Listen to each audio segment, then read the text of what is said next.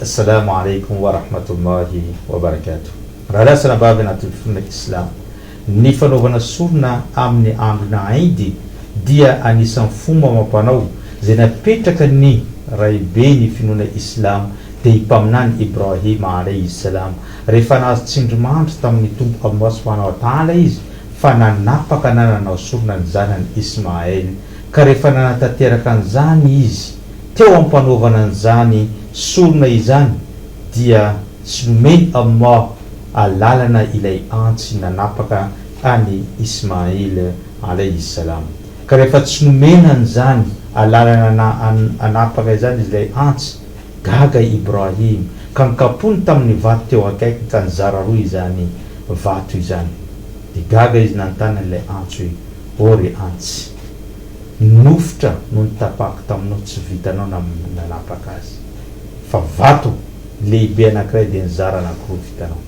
Dia teneniny ireo mpahay tantara nampiteneniny Allah zany antsy zany ka niteny ory Ibrahim, zay dia tsy nomeny Allah alalana hanapaka nofotra na nitendan'izany Ismail alayhi salam zany, ka teo rehefa avy nitenan'izany ilay vato dia nirano tompo Allah subhanahu wa ta'ala Jibril alayhi salam niaraka tamin'ny ondry lehibe matavy anankiroa avy any amin'ny paradisa ary niantsoantso mafy izy ka niteny manao hoe wafadainahu bizibhin adim, nosolonay an'izany ondry lehibe anankiroa zany ipaminany Ismail ny zanakany Ibrahim alayhi salam. Ka izany nahatonga antsika piny islam isaka ny tonga ny andro izay andro idiny Eid al-Adha na ny idy be fahaizantsika azy dia manao sorona andreo biby fiompireo ho fakantahaka an'izany sorona lehibe nataony raibentsika Ibrahim alayhi salam. Rehefa tonga ihany koa ipaminany Muhammad sallallahu alayhi wa sallam dia anisany nanaiky sy nanamafy an'izany fanaovana sorona amin'ny andro Dhul-Hijja izany, ka ho anao izay manampanirina hanao an'izany sorona izany satria lehibe ny tombotsoana ny valosoa zay azontsika amin'izany, dia ny lalàna mameantsika nanomboka tamin'ny voalohany na aliny voalohany volana Dhul-Hijja dia efa tsy nanapaka hoho no sady tsy nanapaka voly ihany koa anao raha ohatra ka manampanirina amin'izany, satria ipaminany sallallahu alayhi wa sallam niteny izy amin'ny hadisy manao hoe iza ra'aytum hilal dhil-hijja wa arada ahadukum an yudahi falyumsik an sha'rihi wa adafirihi. Teneniny paminany sallallahu alayhi wa sallam, rehefa hitanareo izy tsinambolana Dhul-Hijja, zany hoe rehefa tonga hiditra ny volana Dhul-Hijja ka nahita tsinambolanareo ka misy ray aminareo manampanirina anao an'izany sorona izany dia ao ka izy hitazona ny volony sy ny hohony tsy hanapaka an'izany manomboka amin'ny andro nahitany an'izany tsinambolana izany, ka tamin'ny andro voalohany na aliny andro voalohany amin'ny Dhul-Hijja efa tsy tokony nanapaka an'izany hoho sy ny volo zany zay manampanirina hanao an'izany sorona an'ireo biby fiompy izay eo ampelantanantsika. Ary rehefa tonga ny fotoana teanao an'izany sorona zany nao, tonga ny andro ny Aïdy dia manontany tena anao hoe inona ary ireo biby fiompy zay afaka ataoko sorona, satria misy amintsika manontany moa ve raha anao sorona akoho za dia mety, moa ve raha anao sorona ohatr'izao za dia mety, dia voalaza ireo manam-pahaizana misy karazany 4 ireo zavatra izay azonao anaovana sorona amin'ny andron'izany Aïdy izany. Dia ny voalohany amin'izany ny ondry zay no afaka anaovana ary zay no tena tsara satria nahoana zay no soloana any mpaminany Ismail alayhi salam. Raha ohatra ka tsy mahazo ondry ianao fa misy osy eo akaikinao dia afaka manao osy ianao na baingy ihany koa afaka anaovanao an'izany sorona izany. Raha ohatra ka mbola manambola anao ambonimbony zay satria mety ho kely loatra ho an'ireo mpanambola izany osy sy ondry zany, ka afaka mividy izy ondry lehibe anankiray ataony sorona ihany koa amin'izay fotoana zay. Raha ohatra ka mbola hitany kely ihany koa zay dia afaka manao sorona rameva izy. Eto Madagasikara moa tsy misy an'izay rameva zany, fa any amin'ireo tanànany arabo dia afaka manao sorona an'izany rameva zany ny olona anankiray rehefa tonga izany fotoana amin'ny andro ny Aïdy izany raha tianao an'izany ny olona anankiray. Ary tadio raha lasa nabavy anatin'ny finoana islam fa ny biby izay anaovantsika sorona dia misy fepetra takina amin'izany. inona ny fepetra zay takina amin'izany tadidio fa ianao zay anao sorona zany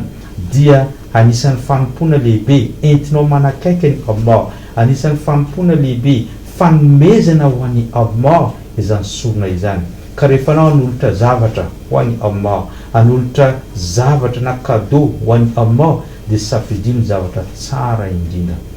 safidio ondry na omby matavy no atolotra ho an'ny Allah,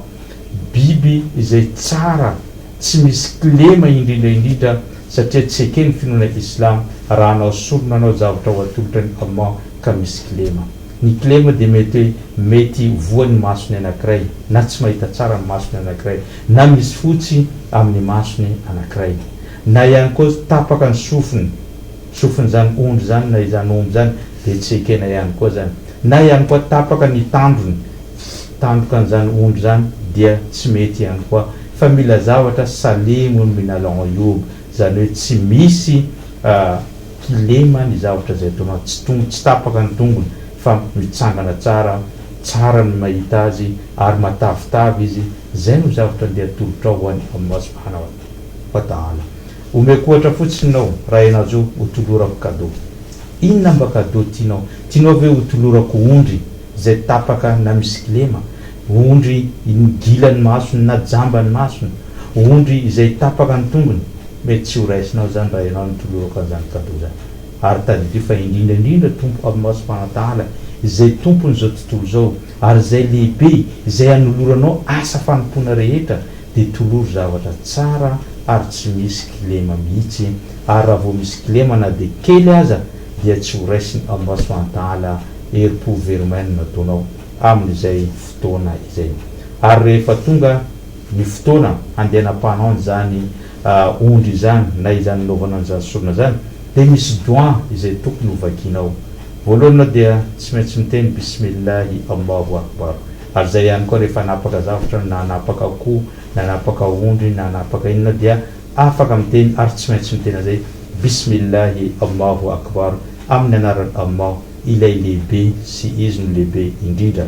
Dia rehefa aveo afaka ampinao ty doigt ty Allahumma hadha minka walaka hadha anni, na zany ohatrany hoe manolotra ny Allah an'izany zavatra zany, ty tompo Allah izay sorona ataoko ty dia avy aminao ary ho anao izy ty, ho atolotro ho anao ary izy ty avy aty amiko. Zay no doigt zay tokony ataonao, fa raha tsy fahainao moa le doigt farany dia afaka manao bismillahi Allahu akbar ihany nao amin'izay fotoan'izay, fa tsy maninona zany eo anatrehan'ny finoana islam.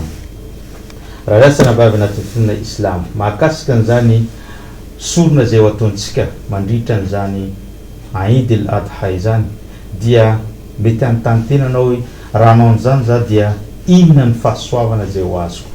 Tadidio fa efa nanontany an'izany talohantsika ireo sahaba ny mpaminany sallallahu alaihi wasallam, ireo mpanaradia ny mpaminany sallallahu alaihi wasallam,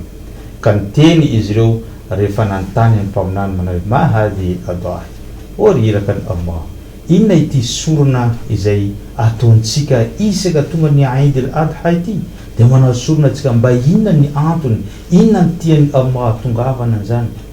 Dia niteny mpaminany sallallahu alaihi wasallam, namaly azy ireo manao hoe hiya sunnat abikum Ibrahim, tena marina hoe mpaminany sallallahu alaihi wasallam fa izy io dia sunna na ny fomba amampanao ny mpaminany Ibrahim izay raibintsika piny islam. Efa nilazaintsika teo fa rehefa nahita tsindrimandry izy fa hanapaka an'izanany Ismail, dia niezaka izy natateraka an'izany saingy nisoloany Allah ho ondry izany. Zay zany no antony nataterantsika azy, io dia fomba amampanao ny raibentsika Ibrahim alayhi salam. Dia nantany ireo sahaba ny mpaminany manao wama lana fi hadhihi al-adahi, inona ary no tombotsoa azonay amin'ny fanaovana an'izany sorona zany? Dia niteny mpaminany sallallahu alaihi wasallam manao hoe bikulli sha'ratin hasana, isaky ny volovolon'io biby fiompy izay nataonao sorona io no valisoa azonao eo anatreny Allah subhanahu wa ta'ala. Allahu akbar, tsy misy valisoa lehibe mihoatra an'izany. Mba azonao sarantsaina izany valisoa mety ho azonao amin'ny fanaovana biby fiompy sorona anankiray, ondry iza amintsika olombelona mahavita manisa volovolon'ondry. izy amintsika olombelona mahavita manisa volovolony zany ondry zany, mahavita manisa volovolony omby, mahavita manisa volovolony rameva, izy amintsika mahavita manisan'izany. Midika zany tsy tambo isaina, tsy voisanao ny valisoa azonao na moka 1 million 2 million 5 million nao mpanaovanao sorona fa tadidio raha lasana vavy anaty fonona islam, fa lehibe zany valiny zany ary tsy vitanao mihitsy no hanome an'izany. Teneniny Allah subhanahu wa ta'ala ihany koa, satria ny fotoana hanapahana an'io raha lasana vavy anaty fonona islam dia rehefa nanao solata Eid al-Adha tsika, aorianany soala no anaovana an'izany fanapahana ny sorona. Fa tandremo so dia tsika vao mifoha maraina dia efa mandeha manapaka, tsy mety zany, satria Allah subhanahu wa ta'ala nyteny ao anatin'ny Qur'an al-Karim manao hoe inna a'tainaka al-kawthar fasalli li rabbika wanhar inna shani'aka wal abtar. Nomena ianao ry mpaminany Muhammad sallallahu alaihi wasallam ilay renirano antsoina hoe Kawthar ao anatin'ny paradisa, ka teny Allah fasalli li rabbika wanhar, manova vavaka fanompona ianao dia ny solatul Eid zany wanhar, rehefa avy enao manova an'ilay sorona. Midika zany fa aorianany solatul Eid no anaovanao an'izany sorona izany, fa tsy mialohan' izany solatul Eid izany. Etintsika mamarina azy raha lasana vavy anaty fonona islam, rehefa vita ny sorona izay nataonao dia ny fomba fizarana azy dia zarao anankitelo vatovy toko lehibe anankitelo ireo zavatra rehetra na ilay hena rehetra zay azonao tamin'izany. Ka ny toko voalohany dia raiso anao sy ny ankohonanao, ary ny toko lehibe faharoa dia zarao amin'ireo mpifanolobodirindrina aminao, ary ny toko lehibe fahatelo dia zarao amin'ireo mahanitra mpino islamo ho fanomezana sakafo azy ireo amin'ny androny Eid, mba ahatsiarovan'izy ireo fa ao anatin'izany fifaliana izany, ao anatin'ny fety ny mpino islamo, tahaka antsika tamina Eid al-Fitr namoaka ny zakat al-Fitr, dia amina Eid al-Adha rehefa namonanao dia zarao mba ahafahan'izy ireo mifaly ihany koa miaraka amintsika amin'izany rehetrarehetra zany. Ary tadidio raha lasana vavy anatin'ny fonona islam fa ny zavatra rehetrarehetra mahakasika ny sorona zay nataonao dia tsy azo amidy avokoa, tsy azonao amidy ny tongony, tsy azonao amidy ny tandrony, tsy azonao amidy ihany koa ny hodiny, tsy azonao amidy zavatra rehetrarehetra, fa raha vao namidinao izany dia tahaka ny tsy nanao soronanao, tsy misy valisoa azonao eo anatreny Allah, fa afaka ataonao soadaka na fanomezana na cadeau ho an'olona izany raha sendra misy na mila an'izany, na ihany koa afaka ampiasanao an-trano raha ohatra ka mizavatra ilainao azy. Fa kosa ny mivarotra azy dia tsy azo atao eny fa hatramin'ilay hena izay nivononao dia tsy mahazo amidinao, fa tsy misy valisoa azonao isaka ny volovolo zay voalazantsika teo reny.